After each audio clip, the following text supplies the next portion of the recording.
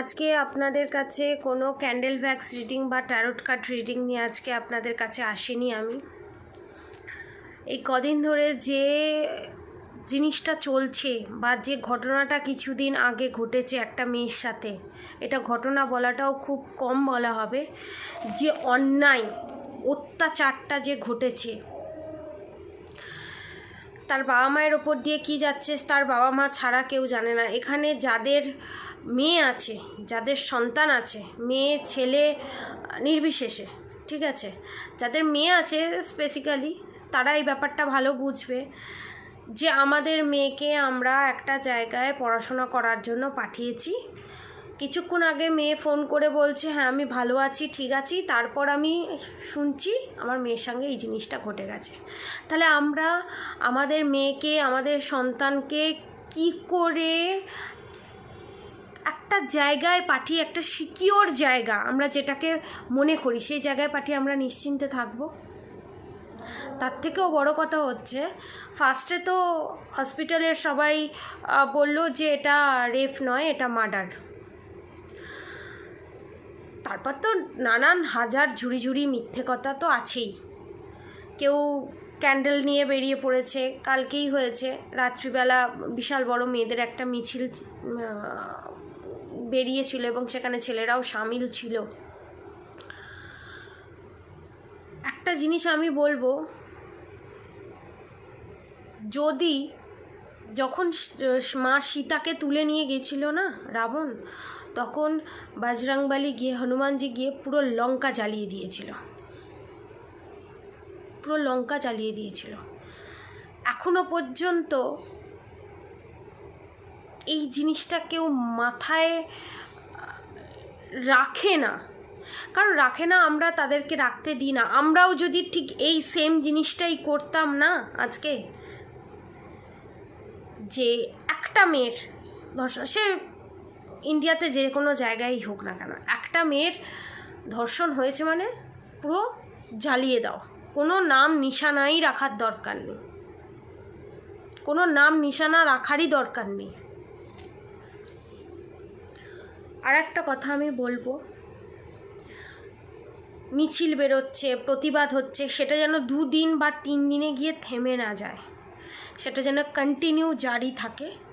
সে যেভাবেই জারি রাখুক না কেন, জারি থাকে। এবং এখানে একজন জড়িত নয় এই কেসে অনেকজন, পুরো গ্যাং মিলে এই জিনিসটা করা হয়েছে, মেয়েটার উপর টর্চার করা হয়েছে। এবং এখানে অবভিয়াসলি বড় বড় মাথা যুক্ত আছে, ঠিক আছে। আমরা মেয়ে, অনেকে বলছে যে আমরা সিকিওর কি করে হব এই পশ্চিমবঙ্গে থেকে, আমরাই সিকিওর হতে পারবো। যারা এই অন্যায় কাজগুলো করছে তাদের চিন্তাধারা বদলাতে পারবো না, তাদের চিন্তাধারা এতদিন বদলায়নি, তারা ফট করে বদলে যাবে না। আমাদের দিক থেকে আমাদেরকে স্টেপ নিতে হবে, আমাদেরকে এতটাই স্ট্রং হতে হবে। একটা সামনে ছেলে এসে একটা বাজে বক্তব্য রাখার আগে তাকে ভাবতে হবে আমি তাকে কি বক্তব্য পেশ করছি, তার জন্য তাকে আমি কি বলছি। গায়ে হাত দেওয়া তো দূরে থাক। আর কেউ যদি কারোর গোপন নথিপত্র জেনে যায়, তাকে সেটা সঙ্গে সঙ্গে রিভিল না করে এমন কারোর কাছে সেটাকে জমা দেওয়া দরকার যাতে সাপ মরে লাঠি ভাঙবে না, এরকম করা উচিত। মেয়েটাকে যথারীতি থ্রেট দেওয়া হয়েছে যে এই সমস্ত, ওখানে বিভিন্ন ধরনের ড্রাগের, বিভিন্ন ধরনের ওষুধ জাতীয় ড্রাগের বিজনেসের বিভিন্ন ধরনের কথা চলতো। এবং এই সমস্ত কি বলবো, বিভিন্ন ধরনের ইললিগাল বিজনেস চলতো, যেটা মেয়েটা জানতে পেরে গেছিলো। এবং সেকেন্ড থিংস হচ্ছে, মেয়েটাকে থ্রেট দেওয়া হতো, 6 মাস ধরে থ্রেট দিত মেয়েটাকে।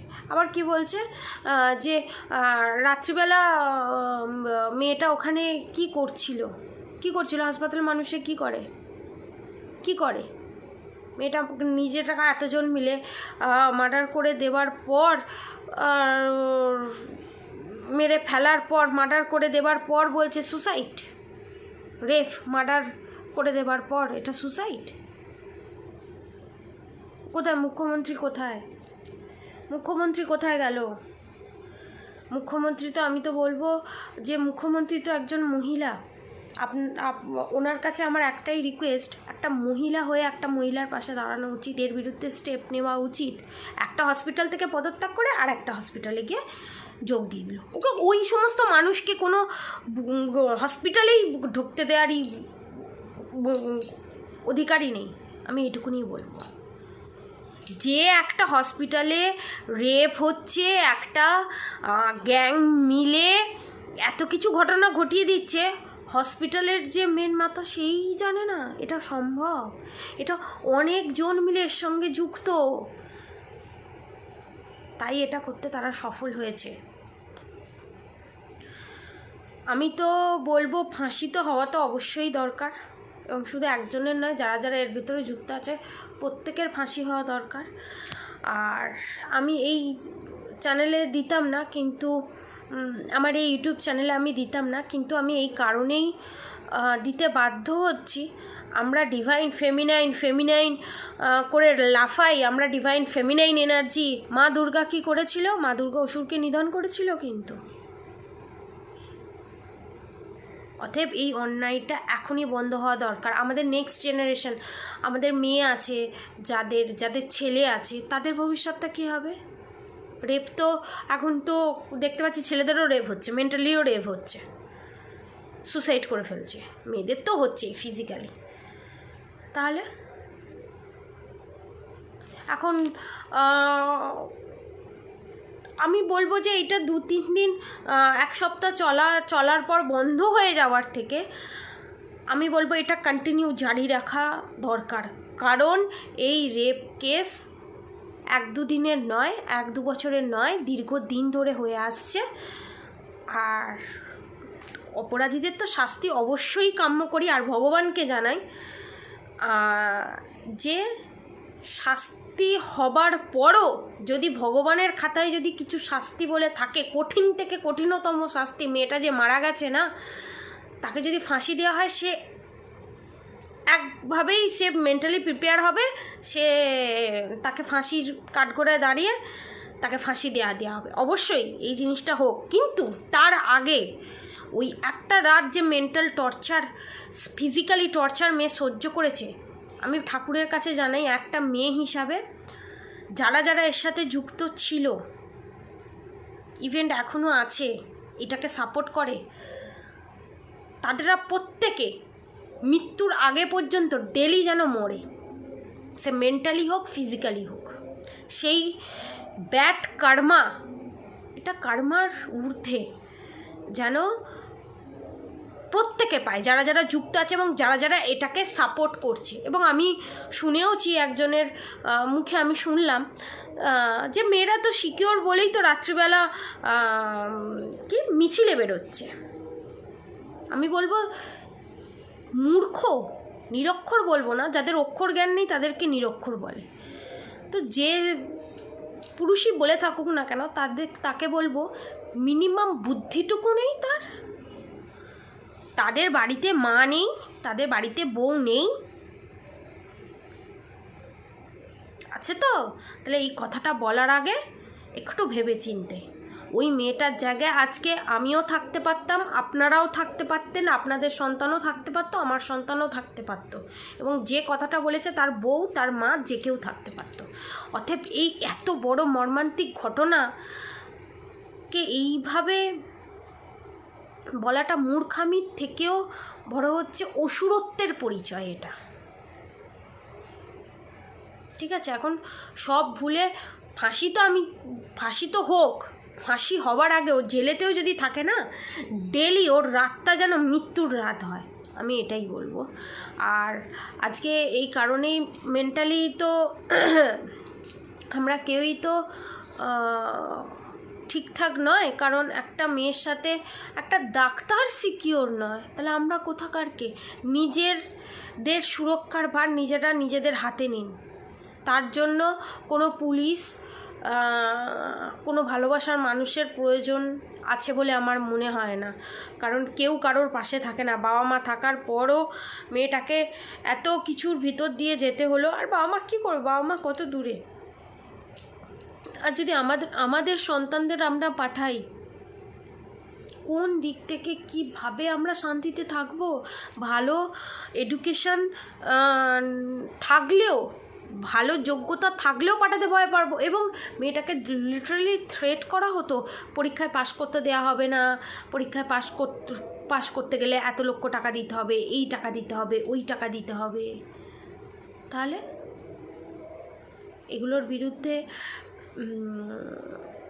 আমি মাননীয় মুখ্যমন্ত্রীকে বলবো অবশ্যই স্টেপ নেওয়া দরকার মেয়েটার বিরুদ্ধে, যাতে মেয়েটার ওপর যা যা ইনজাস্টিস হয়েছে মেয়েটা যেন জাস্টিস পায়।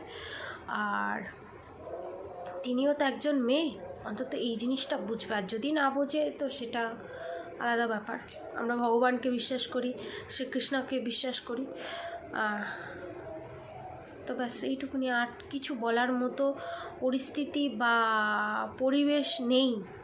আজকে স্বাধীনতা দিবস, নামেই স্বাধীনতা দিবস, আমরা কেউ স্বাধীন হইনি, মেয়েরা তো হইনি, একেবারেই হইনি আমরা স্বাধীন। আমরা পরাধীন, এখনও পরাধীন। আর আমরা স্বাধীন তখনই হব যখন আমরা নিজের সুরক্ষা নিজের হাতে নিতে পারবো, কারোর হেল্প লাগবে না, কারোর প্রয়োজন লাগবে না। সেইভাবে নিজেকে তৈরি করুন, নিজের সন্তানকেও সেভাবে তৈরি করুন। নিজের সন্তানকে শুধু পড়ালেখা করিয়ে শিক্ষিত করালে হবে না, আমি বলবো স্পিরিচুয়ালি, মেন্টালি, এডুকেশনালি এবং ফিজিক্যালি স্ট্রং বানান, এবং মনের দিক থেকে স্ট্রং বানান। তবেই একটা মা বলতে পারে না আমি সন্তানটাকে ঠিকঠাকভাবে মানুষ করেছি। ঠিক আছে?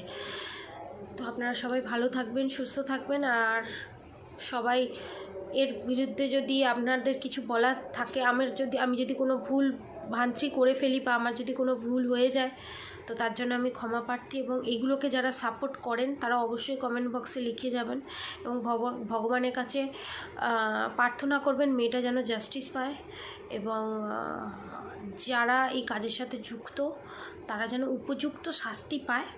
এবং যতদিন বাঁচবে, মেয়েটা যে কয়েক ঘন্টা মেন্টাল ফিজিক্যালি টর্চার পেয়েছে, ওটা যেন কয়েক ঘন্টা ওদের জীবনে না হয়, ডেলি প্রত্যেকটা সেকেন্ড যেন হয়। এবং এখনও যারা যুক্ত আছে, যারা এটাকে সাপোর্ট করে যাচ্ছে, এতটুকুনি বলবো। আপনারা সবাই ভালো থাকুন, সুস্থ থাকুন। আর ভিডিওটা পারলে শেয়ার করে দেবেন সবাইকে।